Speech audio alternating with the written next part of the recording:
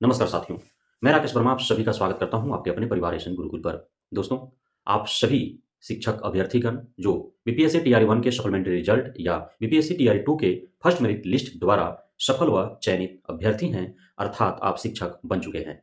आपने सफलतापूर्वक काउंसलिंग भी कराया, ट्रेनिंग भी लिया, औबंधिक नियुक्ति पत्र भी आपके हाथों में है, पर आप इंतजार कर रहे हैं कि आपका योगदान कब होगा, विद्यालयों में आपका पोस्टिंग कब होगा, अर्थात वेतन कब से प्रारंभ होंगे और वेतन आपके खाते में आएँगे कब आएँगे। क्योंकि अब तक जो भी आपने किया उसमें आप अपने पैकेट से खर्च किया, तो आप चाहते हैं कि यथाशीघ्र आपका वेतन आरंभ हो जाए और आपके खाते में वेतन आने लगे। लेकिन इसी बीच शिक्षा विभाग के साथ एक बहुत दुर्भाग्यपूर्ण घटना घटी। हमारे प्यारे एसीएस के पाठक साहब अचानक ही छुट्टी पर चले गए और उन्होंने बिहार कर्मचारी संहिता धारा 53 के अंतर्गत, शायद मैं यदि सही हूँ तो 202 फार्म भर के उन्होंने गया और उस फार्म में उन्होंने जो है चूँकि के आधार पर जो है जितने दिन तक के लिए उतने बड़े ओहदे पर बैठे यदि कोई अधिकारी जाते हैं तो उन्हें पद का परित्याग करना पड़ता है, तो वो फार्म भर के वो गए हैं। लेकिन ये हालात कुछ ऐसे थे कि उसके मायने कुछ अलग निकल गए। वे छुट्टी पर अवश्य ही गए हैं और उसी फॉर्म संख्या 202 में अपने विवरण देते हुए उन्होंने पद का परित्याग किया है उतने दिनों के लिए। लेकिन कंडीशन कुछ ऐसा, परिस्थिति कुछ ऐसा उत्पन्न हुआ कि शायद अब वो शिक्षा विभाग में एसीएस के रूप में लौट कर ना आएँ और अब बिहार सरकार इस बात को लेकर के चिंतित है कि एसीएस के पाठक के जाने से रिक्त हुए पद को, उनके कमी को आखिर दूर कैसे किया जाए, उसे भरा कैसे जाए। अब दर-दर की ठोकरें सरकार खा रही है कि आखिर उस उतने काबिल, उतने बुद्धिमान और ऑन द स्पॉट फैसला लेने वाला, अपने फैसले के आड़े आने वाले प्रत्येक व्यक्ति को लताड़ लगाने वाला, अपने कार्यशैली से पूरे शिक्षा विभाग में महज़ 7 महीने के अंतर्गत ही सुधार का एक ब्याज सी बहा देने वाला किसे लाया जाए।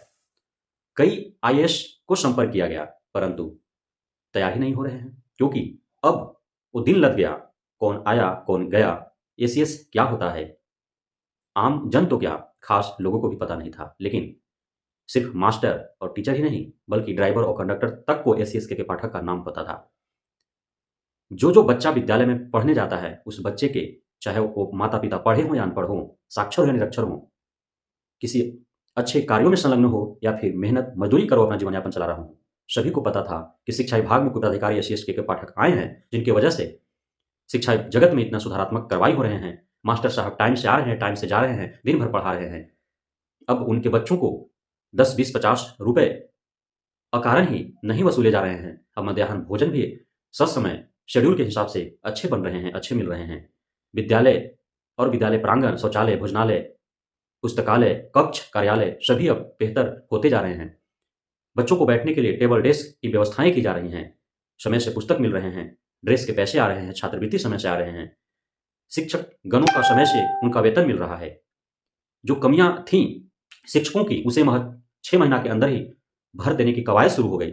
आखिर इतने सारे कार्य इतने कम दिनों के अंदर हुए और न जाने दिन भर में सुबह से लेकर शाम तक शिक्षा विभाग के विभिन्न पदाधिकारियों के नाम अनगिनत पत्रांक जारी होते रहे। यह कार्य के पाठक या उस ओहदे का उतने बुद्धिमान, उतने चतुर, उतने तेज तर्रार ही व्यक्ति कर सकते हैं और कोई भी आ जाए, एसीएस के पाठक की कमी को शिक्षा विभाग में अब पूरा नहीं किया जा सकता है। एसीएस के पाठक पूरे तैयारी के साथ जिस प्रकार किसी कार्य को करने से पहले एक कैलेंडर तैयार कर लिया जाता है, उनके पास उनके दिमाग में छपा हुआ था कि कौन कार्य उन्हें कब और कैसे करा लेने हैं और कर लेने हैं। कब रिजल्ट घोषित होगा तो काउंसलिंग कितने दिनों में करा लेने हैं, ट्रेनिंग कैसे करवाने हैं, औबंधिक नियुक्ति पत्र कैसे बाँट देने हैं और उसके बाद योगदान कब, कितने दिनों में कैसे करा लेने हैं, कैसे उनका पीएनआर नंबर बेहद ही कम समय में एक्टिव हो जाए ताकि उन्हें ससमय वेतन उनके खाते में चला जाए, ये सारे उनके दिलो-दिमाग में बैठा हुआ था। अब कोई दूसरा पदाधिकारी आएगा तो उसे पुनः उन कार्यों को अवलोकन करना पड़ेगा और उसके बाद ही वो अपने स्तर से एक कैलेंडर तैयार करेगा और तब तक काफ़ी देर हो चुकी होगी। नए जो सप्लीमेंट्री रिजल्ट टीआरई 1 के सप्लीमेंट्री रिजल्ट या फिर टीआरई 2 के फर्स्ट मेरिट लिस्ट से जो चयनित है, जो औबंधिक नियुक्ति पत्र प्राप्त कर भी यत्र-तत्र वो घूम रहे हैं, समय व्यतीत कर रहे हैं, उनका योगदान 15 जनवरी से ही होना था, जैसा कि मैंने आपको बताया था। लेकिन चूँकि एसीएस के पाठक 8 जनवरी को ही उन्होंने अपना छुट्टी ले लिया, उसके बाद पद परित्याग का उन्होंने पत्र दिया और 9 जनवरी से वे लगातार एब्सेंट हैं। आपने देखा होगा कि 9 जनवरी के बाद से शिक्षा विभाग से कोई भी जो दिन भर में निरंतर न जाने कितने अनगिनत पत्र पत्रांक जारी होते थे, 9 जनवरी से कोई भी आपको पत्र देखने को नहीं मिला। ठंड को लेकर के छुट्टियां हो रही हैं, लेकिन दंडाधिकारी, जिलाधिकारी, जिला शिक्षा पदाधिकारी का पत्र जारी हो रहा है। शिक्षा विभाग के कोई आला अधिकारी के नाम से कोई पत्र नहीं जारी हुआ सार्वजनिक तौर पे कि इतने शीतलहर है, इतने कपकपाती, ठिठुराती, हाड़ मांस हिला देने वाली ठंड है, इतनी घटनाएं घट रही हैं, शिक्षक शिक्षिकाएं, छात्र छात्राएं बेहोश हो रहे हैं, उनकी मृत्यु हो रही है, न जाने कितने एक्सीडेंट हो गए। उसके बावजूद शिक्षा विभाग के आला अधिकारियों के नाम कोई पत्र नहीं जारी हुआ सार्वजनिक तौर पर विंटर वेकेशन के लिए कि कुछ हफ्ता दिन 10 दिनों के लिए छुट्टी दे दिया जाए इस ठंड में, इस शीतलहर में। और योगदान को लेकर के भी अभी तक कोई पत्र देखने को नहीं मिला है। कब से होंगे मालूम नहीं। एसीएस के पाठक ने जो दिशा निर्देश जारी करके गया था, उन्हीं के दिशा निर्देशों पर अब तक कार्य हो रहे हैं। 15 से 20 जनवरी तक विभिन्न जिला शिक्षा पदाधिकारियों को रिक्तियां भेजने का कार्य सौंपे गए थे। साथ ही टीआरई 1 के तहत जो पोस्टिंग हुआ था, उसमें जो अनियमितताएं गड़बड़ियां हुई थी, उससे भी सही करने का दिशा निर्देश प्रदान था। और उसके बाद टीआरई 2 और टीआरई 1 के सप्लीमेंट्री रिजल्ट से जो चयनित और सफल अभ्यर्थी हैं, उनका पोस्टिंग कराने थे, ताकि टीआरई 1 में हुई गलतियां फिर न दोहराया जाए और शालीनता से सही तरीके से जो है वो पोस्टिंग हो जाए। लेकिन अब तक इस पर कोई भी कार्य नहीं हो पाया है। तो एसीएस के पाठक के अनुपस्थिति के कारण ही अब तक योगदान नहीं हो पाए हैं।